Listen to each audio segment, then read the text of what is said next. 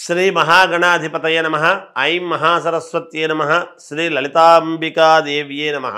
ఉగాది పండుగ సందర్భముగా కొత్త సంవత్సరము ద్వాదశ రాశుల వాళ్లకు ఎలా ఉండబోతూ ఉన్నది, ఈ 12 రాశుల వాళ్లకు కూడా ఎటువంటి ఉపయోగాలు ఉన్నాయి, మేలు జరుగుతుంది. ఈ విశ్వావసు నామ సంవత్సరము క్రోధీనామ సంవత్సరం అనేటువంటిది అయిపోయి ఇప్పుడు విశ్వావసు అనేటువంటి పేరుతో కొత్త సంవత్సరము ప్రారంభమవుతూ ఉన్నది. కనుక ఎప్పుడు ప్రారంభమవుతుంది అంటే ఆదివారం రోజు ఉగాది పండుగ అయినది. చూడండి, ఆదివారము అయ్యింది అంటే ఎప్పుడైనా మనకేమిటి అంటే ఏ వారం అయితే అవుతుందో ఆ వారానికి అధిపతి రాజు అవుతాడు. అందువలన సూర్యుడు రాజు అయినాడు ఈసారి. ఇక్కడ సూర్యుడు రాజైనాడు అని అనంగానే ప్రతి వాళ్ళ జీవితంలో కూడా రవి అంటే సూర్యుడు ఉన్నతమైనటువంటి స్థితిలో ఎవరెవరి జాతకాల్లో అయితే ఉంటాడో వాళ్లకు అద్భుతమైనటువంటి ప్రకాశాన్ని ఇస్తాడు, ఆరోగ్యాన్ని ఇస్తాడు. మామూలుగా గ్రహాలకు రాజు రవి మనకు తెలిసినటువంటిదే.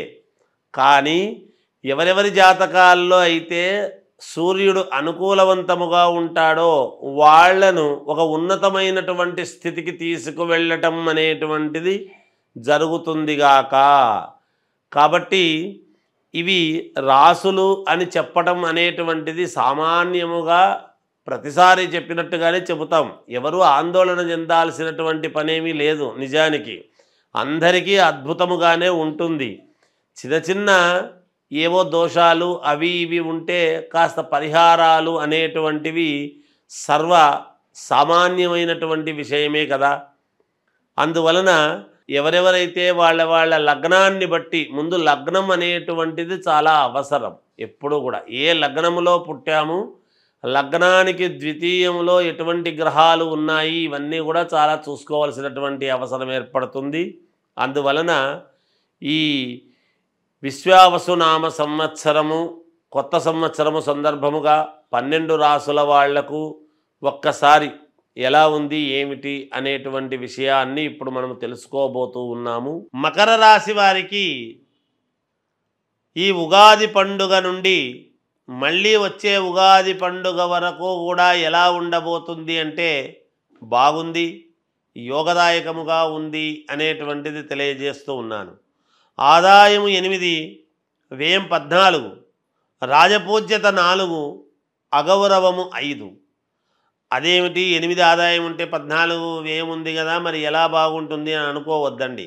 అలా ఉంటే ఇలా, ఇలా ఉంటే అలా మానవ జీవితంలో సహజం. ఏల్నాటి శని అనేటువంటిది ఈ రాశి వాళ్లకు పోతుంది, ఉండదు.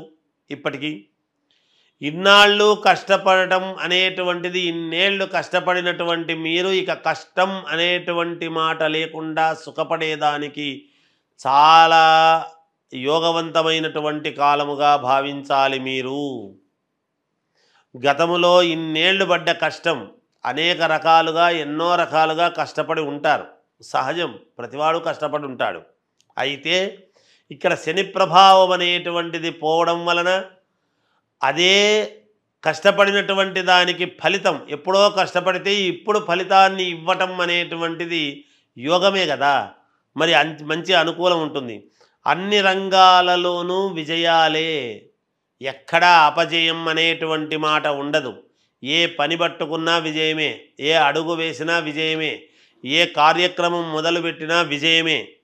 అన్ని రంగాల్లోనూ మేలు జరుగుతుంది గాక.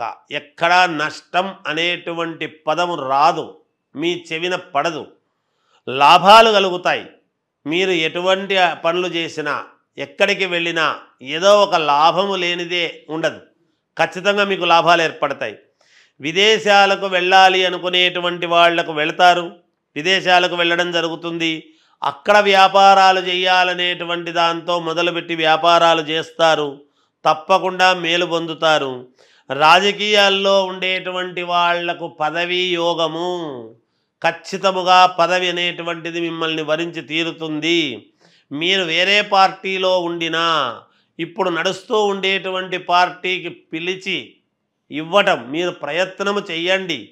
ఒక దూతగా చిన్న ప్రయత్నము చేసినా రమ్మని ఆహ్వానిస్తారు. మొహమాటం ఎక్కువ. నేను గతంలో ఏదో అలా అన్నానే ఇలా అన్నానే ఇప్పుడు వీళ్ళు రాణిస్తారో లేదో ఉన్న పార్టీ వాళ్ళు అని అనుకోవచ్చును గాక. అలా లేదు. ఖచ్చితముగా మిమ్మల్ని పిలిచి మీకు పెద్దపీట వేసి మీ బలం వాళ్లకు చాలా అవసరము ఏర్పడుతుంది. పిలిచి పదవిని ఇవ్వటం అనేటువంటిది జరుగుతుంది గాక. ఇంతకు మీకు పదవీ యోగం అయితే ఉంది తప్పకుండా. అలాగే పెద్ద పెద్ద పదవులు అనేటువంటివి కూడా పొందుతారు మీరు.